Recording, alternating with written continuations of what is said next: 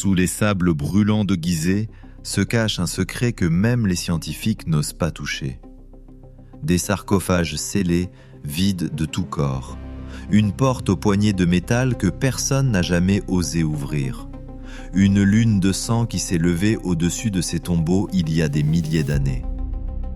Aujourd'hui, nous avançons dans des couloirs étroits où l'air se fait rare, pour lever le voile sur 10 des secrets les plus terrifiants enfouis à l'intérieur des anciennes pyramides, du tout premier indice jusqu'au final le plus choquant. Chers spectateurs, je ne vais vous prendre que 15 secondes. Si vous souhaitez soutenir mon travail, laissez un j'aime et un commentaire. C'est la meilleure façon d'aider la chaîne à se développer. Bon visionnage.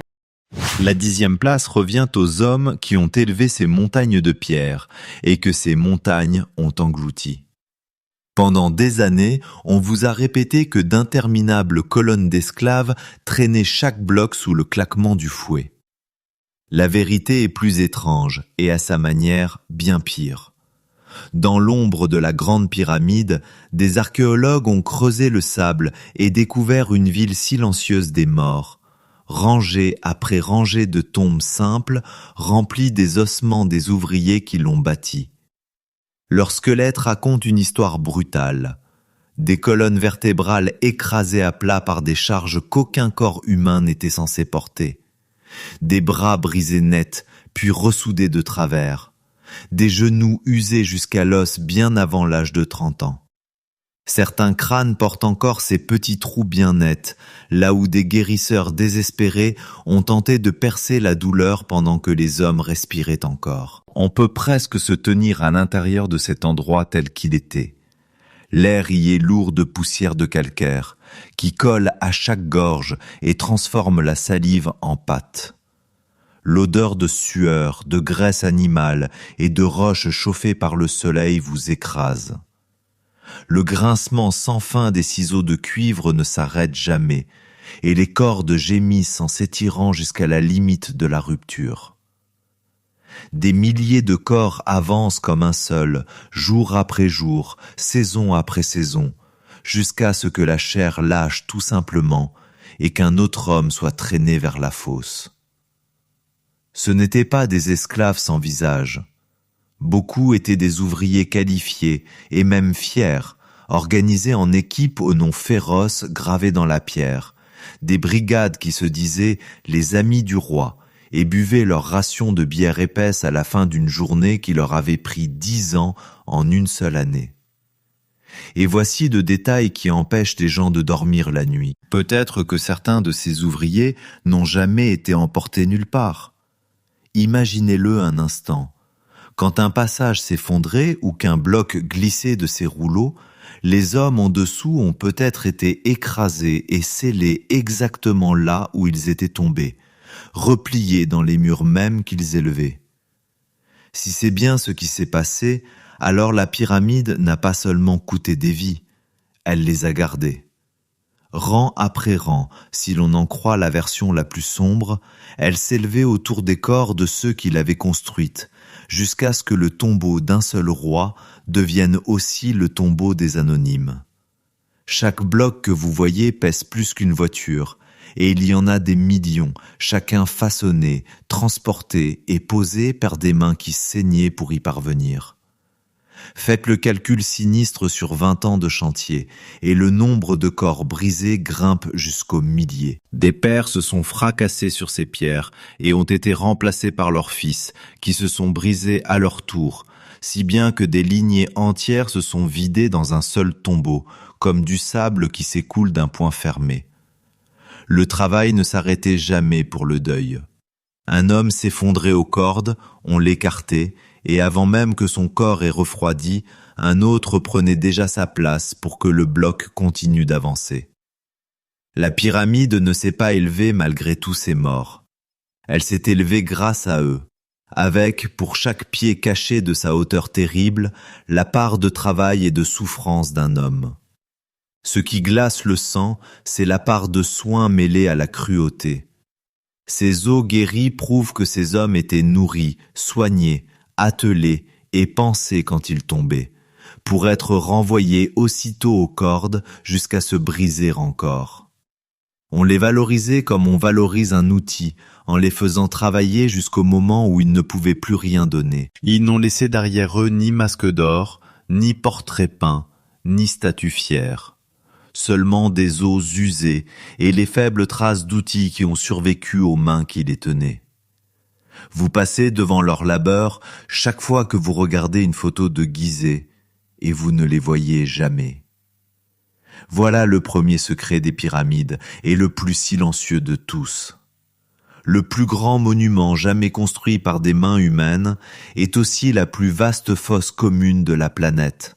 Et les hommes murés à l'intérieur attendent encore, après tous ces siècles, que quelqu'un finisse par prononcer leur nom.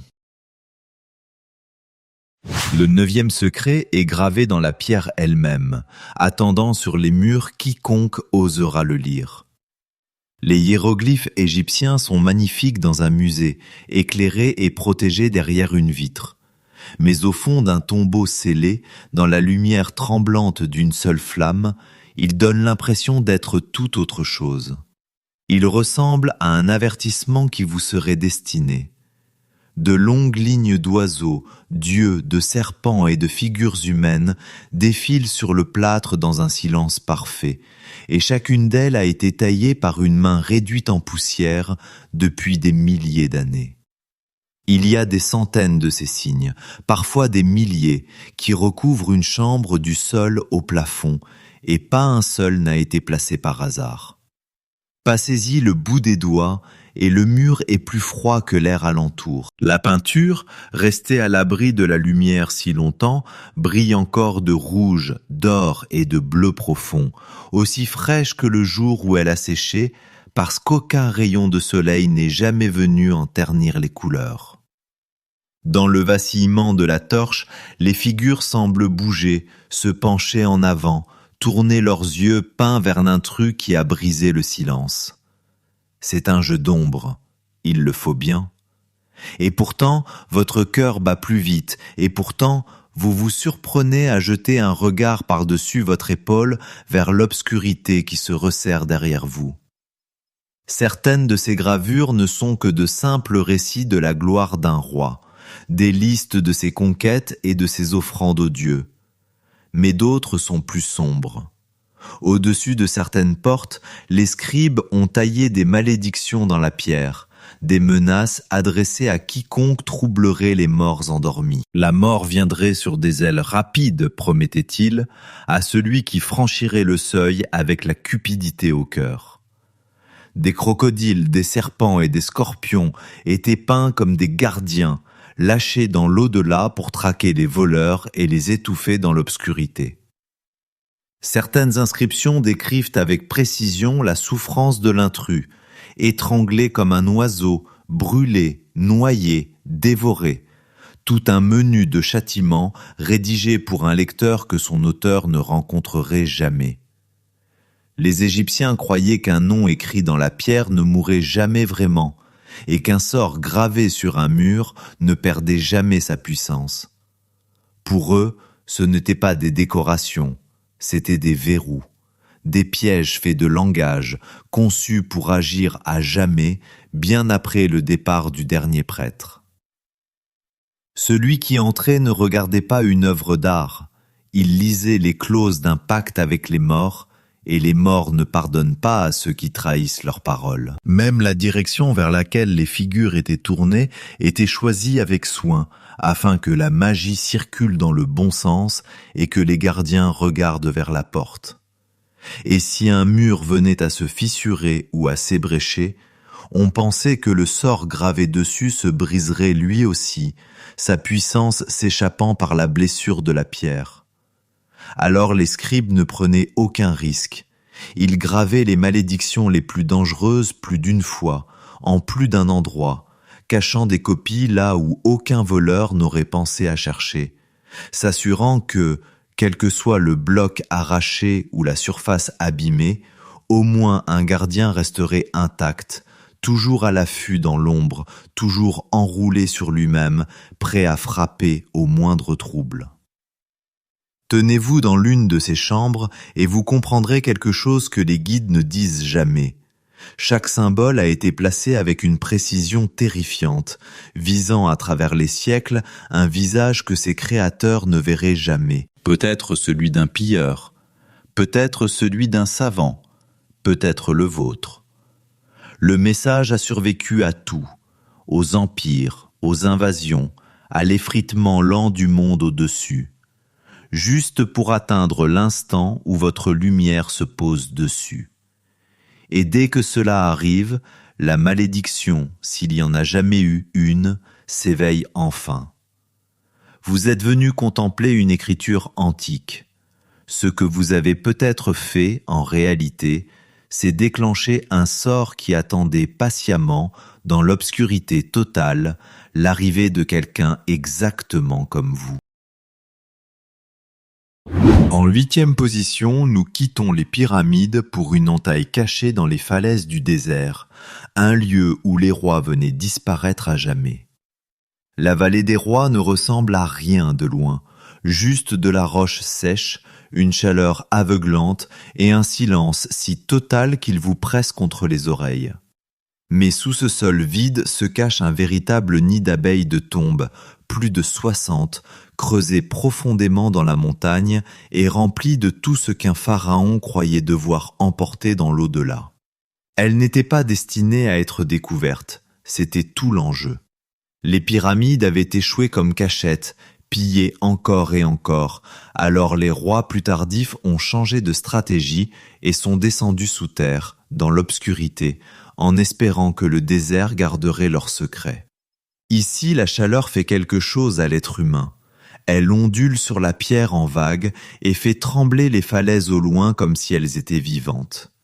Pas un chant d'oiseau, pas un souffle de vent, seulement le crissement de vos propres pas et un silence si lourd qu'on a l'impression que toute la vallée retient son souffle, attendant que vous fassiez demi-tour et repartiez.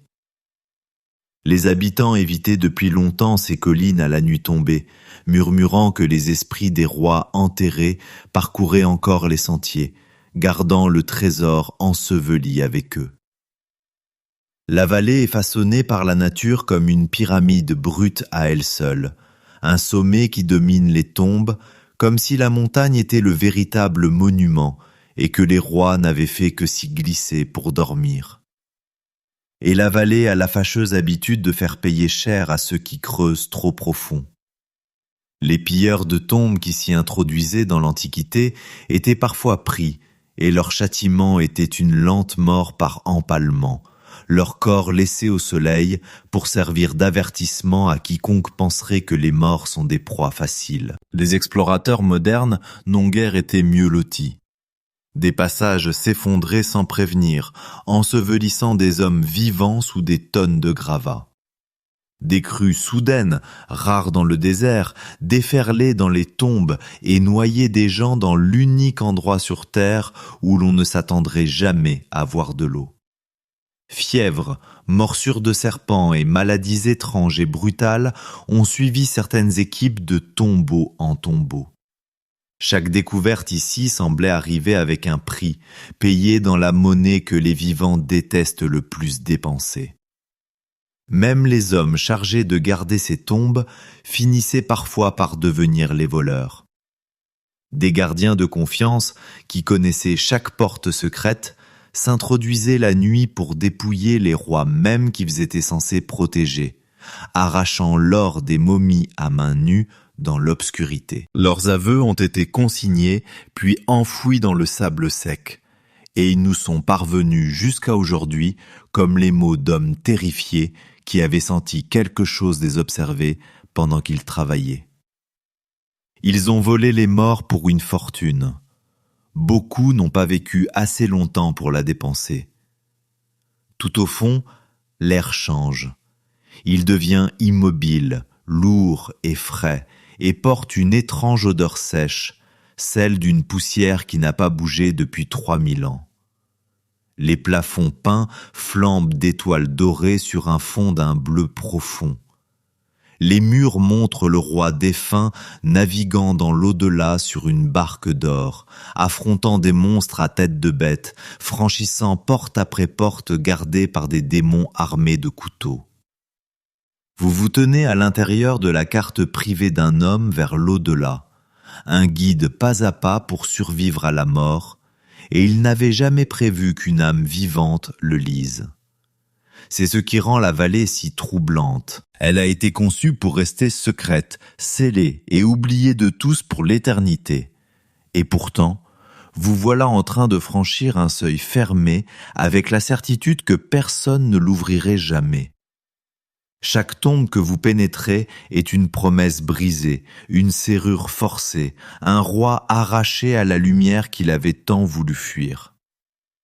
Les rois ont choisi cette vallée précisément parce qu'elle donnait l'impression d'être au bout du monde, un endroit où les vivants n'avaient aucune raison d'aller. Et dans ce silence, debout là où vous n'étiez jamais censé vous tenir, il est facile de croire que l'ancienne règle tient toujours, que certaines portes, une fois scellées, auraient dû le rester. Le 7e secret n'est pas enfoui dans la pierre du tout. Il flotte dans le ciel au-dessus des pyramides et de temps à autre, il prend la couleur du sang. Imaginez Gizeh, la nuit. Il y a des milliers d'années. L'air du désert est assez froid pour vous faire frissonner et resserrer votre manteau. Le sable pâle luit sous une pleine lune d'argent. Les pyramides se dressent comme des montagnes noires contre un ciel saturé d'étoiles, plus nette et plus éclatante que n'importe quel ciel que vous ayez jamais vu. Puis, lentement, la lune commence à changer. Elle s'assombrit sur un bord, comme si quelque chose d'invisible l'engloutissait peu à peu, et la lumière se retire jusqu'à ce que tout le disque se mette à briller d'un rouge profond et furieux. Pour les gens qui vivaient ici, ce n'était pas une merveille douce à montrer du doigt en souriant. Une lune de sang, c'était une blessure ouverte dans les cieux. Cela voulait dire qu'un dieu était en train de mourir ou de se mettre en colère, ou que l'équilibre fragile qui maintenait le monde avait commencé à céder. Les prêtres se précipitaient vers les temples, torches au vent. Les tambours résonnaient dans l'obscurité. On brûlait des offrandes jusqu'à ce que la fumée pique les yeux, et l'on criait des prières vers le ciel pour supplier la lumière de revenir avant que les ténèbres ne deviennent permanentes. Dans un monde sans lumière électrique, où la lune était la chose la plus brillante de la nuit, la voir saigner puis disparaître devait donner l'impression d'assister au commencement de la fin de tout. Restez là, dans votre imagination, et ressentez-le. Les pyramides, déjà immenses et étranges, baignaient à présent dans le rouge. À cette époque, leur surface était recouverte de pierres de parement blanches et polies, lisses comme du verre, et cette peau brillante comme un miroir aurait capté l'éclat cramoisi pour le renvoyer, si bien que tout le plateau semblait brûler sans la moindre flamme. Les chacals dans les collines se mettent à hurler, l'un répondant à l'autre à travers les dunes. La température chute jusqu'à faire se condenser votre souffle dans l'air. Et tous les regards du pays se fixent sur une lune de la couleur exacte d'une plaie fraîche et profonde. Il y a une pensée plus froide encore cachée là-dedans. Les Égyptiens étaient des observateurs du ciel d'une finesse extraordinaire, consignaient les mouvements des astres pendant des siècles avec une patience que nous avons du mal à imaginer. Ils suivaient les étoiles et la lune avec une précision qui nous étonne encore aujourd'hui. Ce qui veut dire qu'ils savaient peut-être que ces éclipses allaient arriver, qu'ils comptaient les années et pouvaient prédire la nuit exacte où la lune allait faillir. Ils auraient pu organiser leur rite pour qu'ils se déroulent précisément sous cette lumière sanglante, en faisant coïncider leurs cérémonies les plus sombres et les plus secrètes avec l'instant où les cieux devenaient rouges au-dessus des tombes des morts.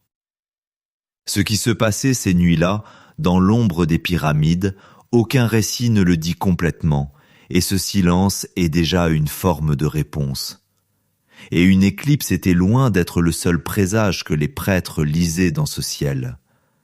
Les comètes traçant des sillons de feu, Les étoiles filantes et les lueurs étranges basses sur l'horizon étaient toutes perçues comme des messages directs des dieux, des avertissements gravés dans les cieux pour les yeux des hommes. Alors une lune qui prenait la couleur du sang au-dessus des tombes des rois morts n'avait rien d'un événement lointain perdu dans l'espace.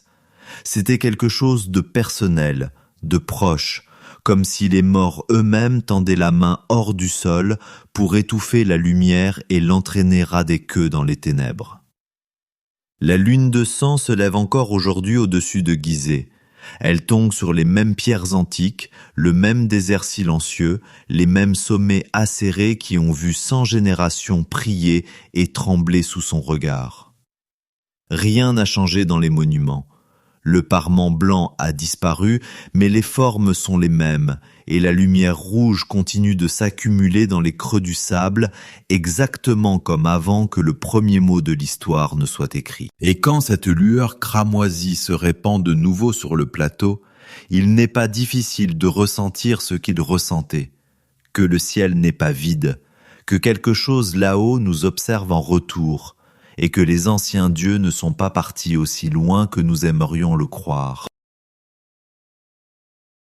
La 6e place revient à la créature qui, depuis plus longtemps que quiconque ne peut le prouver, est accroupie au bord des pyramides, fixant l'horizon avec un visage presque lissé par le temps. Le grand sphinx a le corps d'un lion et la tête d'un homme, et il est colossal. Taillé dans une seule arête de roche-mère, si lourd et si ancien que personne ne s'accorde sur son auteur ni sur la date exacte de sa création.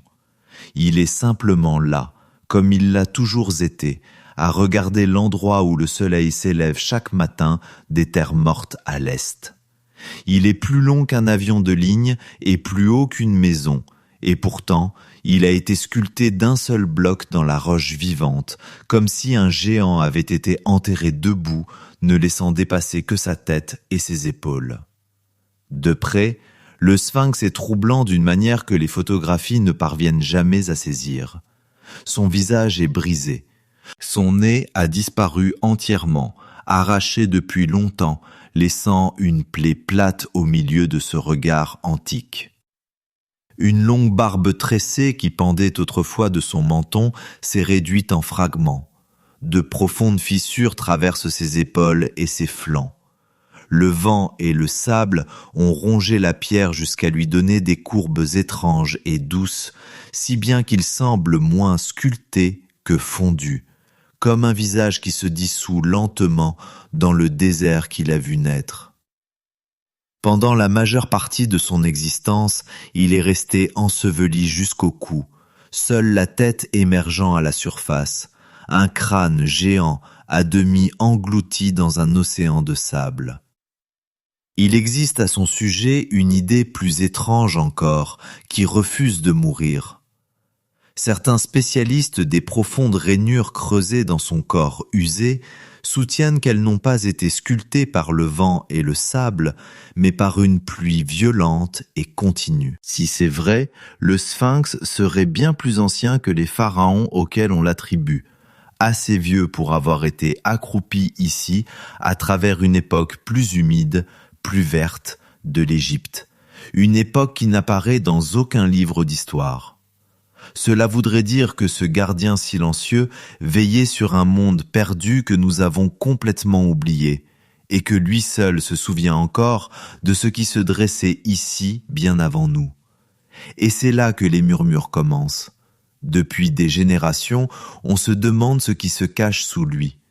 Certains pensent que des chambres secrètes ont été taillées dans la roche sous ses pattes immenses. Des salles scellées renfermant les secrets d'une civilisation encore plus ancienne que l'Égypte elle-même. Les légendes parlent d'une salle des archives, d'une bibliothèque enfouie de savoirs perdus, attendant dans l'obscurité le moment exact où elle devra être découverte. Il existe même une vieille histoire gravée sur une pierre entre ses pattes, racontant qu'un prince s'est endormi dans l'ombre du sphinx et a entendu le monument lui parler en rêve, le suppliant d'être libéré du sable. Des relevés du sol ont laissé entrevoir des vides là-dessous, des pièces creuses dans la roche-mère. Ce qu'elles contiennent, personne n'a encore été autorisé à l'affirmer avec certitude. Tenez-vous entre ses pattes à l'aube et l'effet est saisissant. Le soleil levant embrase le sable d'une lueur dorée et le grand visage usé capte la première lumière exactement comme il a été conçu pour le faire, comme s'il avait été pensé telle une machine à saluer le soleil. La chaleur se répand sur la pierre, le souffle du vent s'enroule autour de la base, une légère odeur de poussière et de chaleur sèche flotte dans l'air, et au-dessus de vous, ce regard ruiné reste figé pour l'éternité sur l'horizon, comme s'il gardait quelque chose, ou attendait quelque chose, ou surveillait le retour de quelque chose venu de l'autre côté du bord du monde. C'est là le véritable poids du sphinx. Ce n'est pas seulement une statue, on dirait un sentinelle, placé là volontairement, orienté volontairement, déposé pour veiller sur le plateau des morts. Quoiqu'il ait été chargé de protéger, il n'a jamais détourné les yeux, pas même au passage de tous les empires qui se sont succédés devant lui. Et quels que soient les secrets endormis dans la roche sous ses pattes, ils ont été gardés, fidèlement et entièrement, pendant si longtemps que nous n'aurons peut-être jamais le droit de les connaître. Il a fixé l'histoire elle-même plus longtemps qu'elle ne l'a fixée, et il regarde encore, en ce moment même, attendant un lever de soleil dont nous ne pouvons pas saisir le sens. La cinquième énigme secrète pointe droit vers le haut, loin du sable, vers les étoiles froides et lointaines. À l'intérieur de la grande pyramide, de minces conduits pas plus larges que vos épaules traversent la pierre massive, partant des chambres funéraires vers le ciel selon des angles étranges et minutieusement calculés. Pendant longtemps, on a pensé qu'ils servaient simplement à faire circuler l'air, à laisser respirer les bâtisseurs. Mais ces conduits ne se courbent pas pour capter une brise, ni pour rafraîchir une pièce, et certains n'atteignent même pas la surface extérieure. Ils visent. Chacun est aligné avec une précision terrifiante sur des points précis du ciel, comme si toute cette montagne de pierre n'était qu'une machine conçue pour fixer certaines étoiles du regard. Suivez l'un de ces conduits des yeux et vous comprendrez l'effort que cela représentait. Il s'étire sur des dizaines de mètres à travers des millions de tonnes de roches, en gardant son angle, sans jamais dévier, traversant bloc après bloc qui devait être taillé et posé avec une exactitude absolue, chacun percé et aligné pour que le passage ne perde jamais sa cible. Construire une telle chose à la lueur des torches, avec des outils en cuivre et des cordes tendues, en visant une étoile qu'on n'aperçoit que pendant une partie de la nuit, c'est presque au-delà du croyable. Rien là-dedans n'a été fait à la légère. Chaque degré a été choisi et une erreur d'à peine l'épaisseur d'un doigt, multipliée à travers toute cette pierre, aurait suffi à faire manquer complètement la cible à l'ensemble.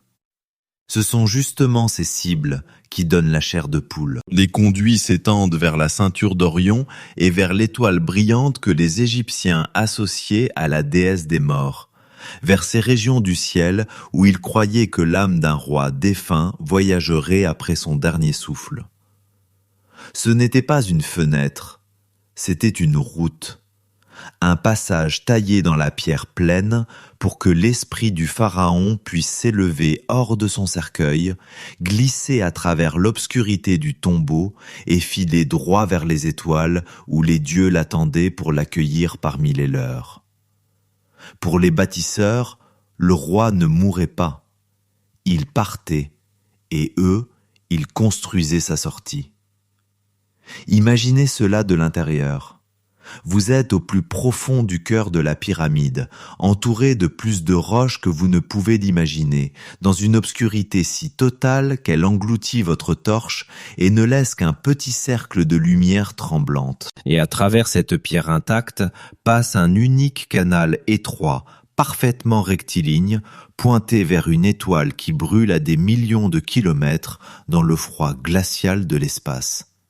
Approchez votre visage de l'ouverture et sentez le léger courant d'air froid qui y descend, un air venu de la nuit du désert, tout là-haut, portant jusqu'au ventre du tombeau la morsure des étoiles. Et il y a un dernier détail, discrètement troublant à propos de ces conduits. Au fil du lent mouvement des âges, les étoiles elles-mêmes se déplacent et quittent leur ancienne place dans le ciel. Alors les passages ne pointent plus tout à fait là où ils visaient autrefois. Ils ont été orientés avec un soin parfait vers le ciel d'une seule nuit antique, puis figés à jamais dans la pierre, tendus encore vers des étoiles qui ont depuis longtemps glissé ailleurs. Quelque part dans cette obscurité, le tombeau continue d'envoyer son signal silencieux à un ciel qui, sans bruit, a poursuivi sa route et l'a laissé derrière lui. Les vivants n'étaient pas censés emprunter ce passage. Il a été construit pour quelque chose qui laisse le corps derrière soi. C'est la question qui demeure ici, dans l'air froid de la chambre funéraire. Pourquoi quelqu'un viserait-il le ciel avec un tombeau, avec une précision aussi impossible, s'il ne croyait pas vraiment que quelque chose, à l'intérieur, devrait un jour trouver le chemin de la sortie? La pyramide n'était pas seulement une tombe. C'était un point de départ, une machine pour les morts, conçue au prix d'une vie entière de labeur pour envoyer une âme dans un voyage que nous ne pouvons ni suivre, ni mesurer. Et s'ils s'étaient trompés sur ce voyage, alors tout un peuple s'est épuisé à construire une route vers nulle part. Mais s'ils avaient raison, alors quelque chose était censé remonter par ces conduits la nuit où le roi est mort, et nous n'avons aucun moyen de savoir si cela s'est réellement produit. À la 4e place se trouve une arme qui n'aurait jamais dû exister, sortie des bandelettes d'un garçon mort il y a plus de 3000 ans. Quand le tombeau du jeune pharaon Toutankhamon fut enfin ouvert, il déversa un trésor d'or à n'en plus finir. Masques, trônes, statues, chars, bijoux, entassés dans des salles scellées depuis avant la chute des empires. Mais blotti contre le corps du roi enfant, serré contre sa peau sous les couches de lin, se trouvait quelque chose qui éclipsait tout le reste par son mystère. Un poignard. Ni en or, ni en bronze, mais en fer, brillant et presque intact malgré le temps, à une époque où le fer était plus rare et plus précieux que les plus beaux joyaux du monde. Gardez cette idée en tête un instant. Nous sommes à l'âge du bronze. Les Égyptiens n'avaient pas encore appris à extraire le fer de la terre et à le forger dans leur four. Le fer venait d'un autre monde, si rare et si étrange qu'une lame faite de ce métal valait plus qu'une montagne d'or, un trésor digne seulement d'un dieu ou d'un roi. Et le voilà là, parfaitement façonné, le tranchant encore vif, posé sur la poitrine d'un souverain adolescent mort trop jeune et enterré à la hâte. Et contrairement au fer ordinaire qui se transforme en rouille rouge en quelques années, cette lame est restée dans le tombeau pendant des milliers d'années sans presque ternir, sa surface encore assez lumineuse pour accrocher la lumière. Pendant des décennies, personne n'a pu l'expliquer. Puis des scientifiques ont braqué leurs instruments sur la lame sans jamais la couper ni l'abîmer, lisant la composition même du métal depuis l'extérieur, et la réponse qu'ils ont obtenue était plus étrange que n'importe quelle légende. Le fer du poignard ne venait pas de la terre, il venait du ciel. Le métal correspondait à la recette exacte des météorites, ces blocs de fer et de nickel qui tombent en flammes depuis les cieux et s'écrasent dans le désert à la vitesse d'une balle. Et les Égyptiens, en réalité, avaient un nom pour cette matière bien avant que nous comprenions ce qu'elle était vraiment. Ils l'appelaient le fer du ciel. Imaginez ce que cela signifiait pour eux. Une pierre tombe, enflammée, du ciel noir de la nuit, en hurlant dans sa chute avec une traînée de feu avant de s'écraser dans le sable quelque part au milieu des dunes. On la retrouve encore tiède au toucher, une lourde masse sombre de métal livrée à leurs yeux par les dieux eux-mêmes, comme un cadeau ou un cygne. Et à partir de cette étoile tombée, un maître forgeron chauffe et martèle une lame digne d'accompagner un roi dans l'au-delà, une arme qui vient littéralement du royaume des dieux. La tenir aujourd'hui, c'est tenir quelque chose qui faisait autrefois partie de l'obscurité entre les étoiles, froid, lourd et faiblement brillant, plus ancien que la planète sur laquelle vous vous tenez. Et cette lame d'étoile tombée n'était peut-être pas la seule pièce du ciel enterrée avec lui. On dit que de petites perles du même fer céleste reposaient parmi les trésors sans fin du roi enfant, et il est tentant d'imaginer sa famille ramassant chaque fragment du ciel qu'elle pouvait trouver ou s'offrir, puis le scellant dans le tombeau autour de lui. Imaginez-les armer un enfant mort avec des morceaux des étoiles elles-mêmes, cadeau après cadeau, pour ceux qui l'attendaient dans le long voyage vers les ténèbres. Voilà l'horreur et l'émerveillement enlacés dans un seul objet. Le garçon le plus puissant du monde antique a été enterré en serrant un fragment d'étoile tombée, une arme forgée à partir de quelque chose qui avait jailli du ciel en hurlant. Il ne le considérait pas comme une curiosité ni comme une pièce de musée. Ils y voyaient un don sacré venu des cieux, assez tranchant pour défendre l'âme d'un jeune roi contre les monstres armés de couteaux du monde souterrain dans lequel il s'apprêtait à entrer. Et cela a si bien fonctionné, à sa manière silencieuse, que le voilà encore ici, sans rouille et brillant, en attente, la lame de métal céleste d'un enfant mort qui a survécu à tous les empires nés et disparus après lui. Le troisième secret n'est pas un objet, mais une sensation, celle qui saisit quiconque franchit l'entrée de la pyramide et commence à s'enfoncer en elle. Les couloirs intérieurs de la grande pyramide n'ont pas été conçus pour le confort humain, et ils n'ont jamais eu vocation à l'être. Ils sont étroits, bas et raides, vous obligeant à vous courber en deux et à avancer à petits pas, comme un animal, vers une obscurité qui semble n'avoir aucun fond. Au-dessus de votre dos voûté repose tout le poids de la montagne, des millions de tonnes de pierres qui écrasent les siècles, retenues au-dessus de votre crâne par rien d'autre que le savoir-faire de bâtisseurs morts avant même le début de l'histoire écrite. Qu'un seul bloc bouge au mauvais endroit et il ne resterait rien de vous à retrouver. Plus vous descendez, plus le monde autour de vous se transforme. L'air devient mince, chaud et vicié, respiré et rejeté par d'innombrables corps, aplati par la pierre sans fin, au point que chaque inspiration vous donne l'impression d'en recevoir moins que la précédente. Il porte une légère odeur minérale, humide, ancienne et un peu âcre, comme le souffle même de la pyramide qui exhale quelque chose resté prisonnier pendant des millénaires.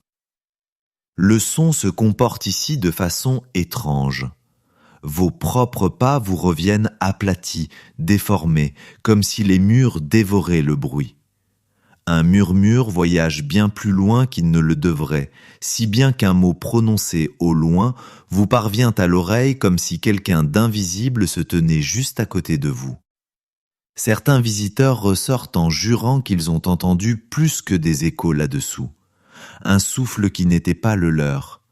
Un léger froissement de mouvement dans un passage qu'ils étaient pourtant certains d'avoir laissé vide derrière eux. L'effrayante certitude soudaine que les murs s'étaient rapprochés d'un doigt pendant qu'ils avaient le dos tourné.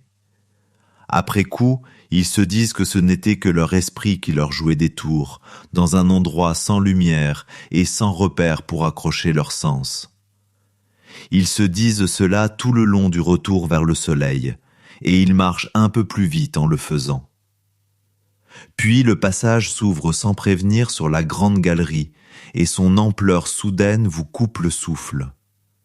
Les murs s'élèvent très haut au-dessus de vous, chaque rangée de pierres avançant légèrement vers l'intérieur par rapport à celle du dessous, en encorbellement, de sorte que le plafond semble se pencher sur vous et se refermer à mesure qu'il grimpe dans le noir. Votre torche n'atteint pas le sommet. Là-haut, l'obscurité est totale et patiente. Vous vous tenez au fond d'une immense gorge de pierre, inclinée vers le cœur de la montagne, et tous les instincts animaux qu'il vous reste crient que vous ne devriez pas être là, que rien de vivant n'a sa place aussi profondément. La vraie terreur de ces couloirs, c'est la simple idée que la lumière s'éteigne. Ici, sans la moindre flamme ni la moindre ampoule, le noir est absolu. Une obscurité si complète et si lourde qu'il est impossible de savoir si vos yeux sont ouverts ou fermés, et vous vous surprenez à cligner des paupières juste pour vérifier. Les murs se resserrent des deux côtés, assez près pour être touchés sans tendre la main.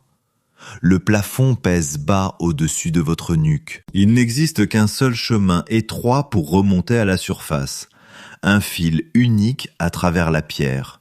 Et si vous le perdiez dans cette nuit noire, vous seriez enterré vivant dans le tombeau le plus magnifique jamais édifié, à ramper en rond dans un labyrinthe conçu pour garder un corps, pas pour rendre une âme vivante. C'est pour cela que ces passages mettent mal à l'aise même ceux qui jurent ne rien craindre. La pyramide n'a jamais été faite pour être parcourue par des vivants. Chaque corridor a été taillé comme un conduit pour les morts, une route à travers la roche pleine pour mener un esprit défunt exactement là où il devait aller et nulle part ailleurs. Y monter soi-même, c'est pénétrer en intrus dans une machine conçue pour des cadavres, sentir tout le poids écrasant des âges s'abattre sur votre colonne vertébrale, et comprendre, dans cet air mince, ancien, jamais respiré, à quel point vous êtes petit, fragile et mortel. Les gens y entrent par curiosité. Beaucoup en ressortent secoués, et chacun d'eux est heureux, plus heureux qu'il ne l'avouera jamais, de sentir à nouveau le soleil sur sa peau. La deuxième place nous mène au cœur même de la Grande Pyramide, vers un seul objet qui attend dans la chambre du roi et renverse complètement tout ce que vous pensiez savoir. Là, dans une pièce nue de granit rouge poli, repose un cercueil taillé dans un seul bloc de pierre gigantesque. C'est un sarcophage, le lieu de repos destiné à contenir le corps du souverain le plus puissant que le monde antique ait jamais connu. Il est marqué et ébréché sur un angle, froid comme la glace au toucher, et taillé avec une précision qui aurait dû être impossible avec les outils de son époque. Et il est complètement, inexplicablement vide. Approchez-vous encore dans votre esprit, et l'étrangeté ne fait que s'accentuer. La chambre autour de lui est d'une sobriété presque brutale. Aucune peinture, aucune feuille d'or, aucun sort gravé ne vient encombrer les murs comme dans les tongs de la vallée. Seulement de grands blocs de granit sombres, lisses, énormes, assemblés avec une telle précision qu'on ne pourrait pas glisser la lame d'un couteau, ni même un seul cheveu entre eux. Et là, exactement au centre, se trouve cette boîte de pierre ouverte, sans son couvercle, l'intérieur nu et parfaitement nettoyé. Frappez la paroi du bout du doigt et elle répond par un son profond, creux, presque comme une cloche, qui résonne lentement dans la pièce avant de se dissoudre dans l'obscurité, la voix d'une chose vide. Voici le détail qui a laissé les gens perplexes pendant des siècles. Le sarcophage est légèrement trop large pour passer par le couloir qui mène à la chambre. Mesurez-le, puis mesurez l'entrée, et la boîte ne peut tout simplement pas passer. Elle n'aurait jamais pu être transportée ici une fois la pièce achevée. Ce qui signifie qu'elle a été placée là en premier, descendue en position alors que la pyramide s'élevait encore autour d'elle, scellée au cœur du monument volontairement, enfermée avec la certitude absolue qu'elle ne serait plus jamais déplacée. Tout en elle crie qu'un corps devait reposer ici pour l'éternité, protégé par plus de pierres que n'importe quelle tombe de l'histoire. Et pourtant, il n'y a aucun corps. On n'en a jamais trouvé. Alors, où est le roi ? Quand la chambre a été forcée pour la première fois, bien longtemps après que la pyramide eut été scellée, les explorateurs se sont glissés dans l'obscurité en s'attendant au plus grand trésor jamais enseveli. Ce qu'ils ont trouvé, c'est un cercueil ouvert et rien d'autre. Aucune momie, aucun or, aucun bijou, aucun signe qu'un cadavre y ait jamais reposé. Certains affirment que d'anciens pillards ont tout volé, mais comment aurait-il pu sortir une momie royale et des tonnes de trésors par ces passages étroits, tortueux et gardés sans laisser la moindre trace? Personne n'a jamais réussi à l'expliquer. D'autres murmurent que la chambre n'a jamais été une tombe, que cette boîte vide servait à quelque chose que nous avons totalement perdu de vue, quelque chose qui n'avait rien à voir avec l'enterrement des morts. Quelques-uns sont allés plus loin encore, en se demandant si le roi n'avait jamais été placé dans cette pièce. Peut-être repose-t-il ailleurs, entièrement ailleurs, scellé dans une seconde chambre cachée, encore enfouie et non découverte au sein de la pyramide, tandis que cette grande boîte célèbre n'aurait été qu'un leurre, un appât vide posé à l'endroit le plus évident pour satisfaire les voleurs et les renvoyer convaincus d'avoir déjà pris tout ce qui valait la peine d'être volé. Si tel était le plan, il a fonctionné à la perfection pendant des milliers d'années et la véritable tombe n'a jamais été touchée une seule fois. Tenez-vous près de cette pierre creuse et laissez la question s'installer autour de vous dans l'air froid et immobile. Une tombe colossale, la plus grande structure jamais élevée par des mains humaines, bâtie par tout un royaume au prix d'une vie entière de labeur brutal, chaque tonne disposée autour de cette unique boîte de granit en son cœur même.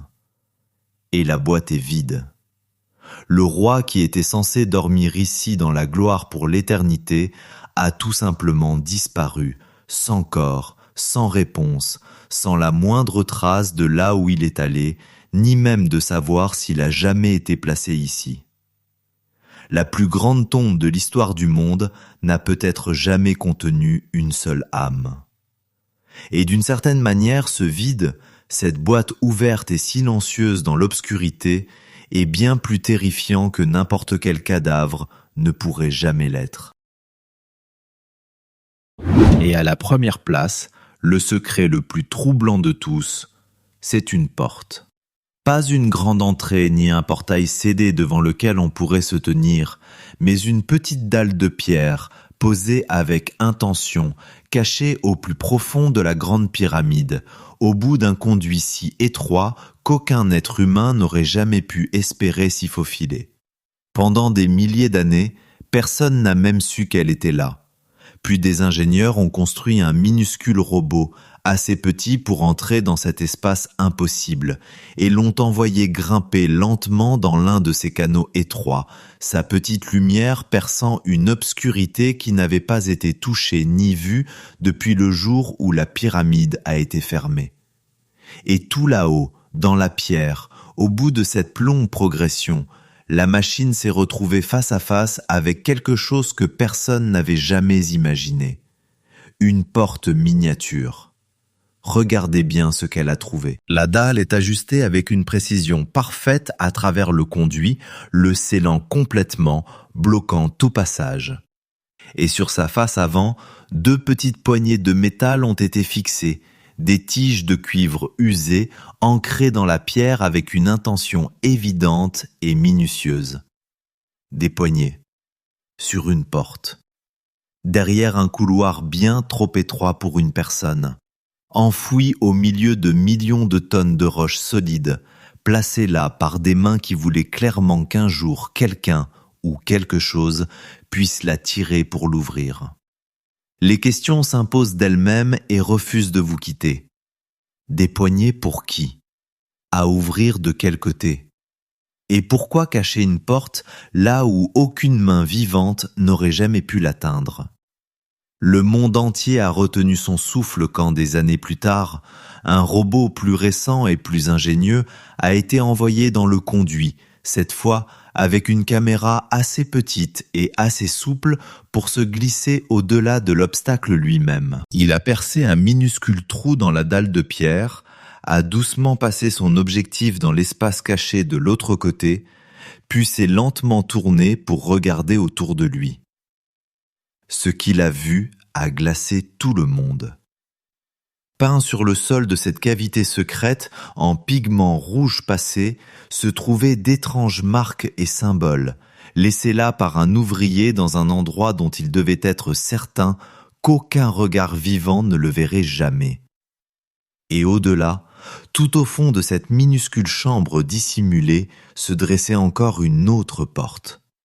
Une deuxième dalle de pierre scellée qui attendait derrière la première, fermant l'accès à ce qui se cache encore plus profondément dans l'obscurité. Sentez tout le poids de cela un instant. Vous rampez à travers de la pierre pleine, vous passez une porte scellée impossible pour découvrir seulement une petite chambre, puis encore une autre porte derrière, et au-delà de cette seconde porte, une obscurité qu'aucun œil, humain ou machine, n'a jamais été autorisé à percer. Qu'est-ce qu'on garde là-dedans, scellé derrière deux dalles verrouillées, au bout d'un conduit pas plus large qu'un livre, protégé avec tant de soin et caché si complètement que même les ouvriers qui l'ont construit sont allés en silence dans leur tombe sans jamais en parler? Un trésor peut-être? Un corps dissimulé? Un message destiné aux dieux?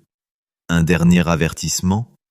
Ou quelque chose que ses créateurs ne voulaient jamais, au grand jamais, voir atteint par le monde, et pour lequel ils ont pris des précautions extraordinaires afin d'être sûrs que nous ne le pourrions pas. Et c'est ici que notre longue descente prend enfin fin, sur le seul secret que les pyramides refusent encore absolument de livrer. Cette deuxième porte n'a jamais été ouverte. Elle est là, en ce moment même, ce soir, dans le cœur sombre et sans air de la grande pyramide, exactement comme elle l'a été pendant des milliers et des milliers d'années, ses poignées de cuivre attendant dans le noir, sa chambre finale scellée contre tout et contre tous. Nous avons les outils pour la percer. Nous avons cette soif brûlante de savoir ce qui attend à l'intérieur. Et pourtant, derrière cette petite porte de pierre, le dernier et plus grand secret des pyramides antiques attend dans un silence parfait et patient le moment où quelqu'un osera enfin la tirer pour l'ouvrir. Que pensez-vous qu'il y a de l'autre côté? Dites-le moi en commentaire, parce que tôt ou tard, quelqu'un finira par le découvrir, et les pyramides devront abandonner la dernière chose qu'elles ont cachée depuis le début.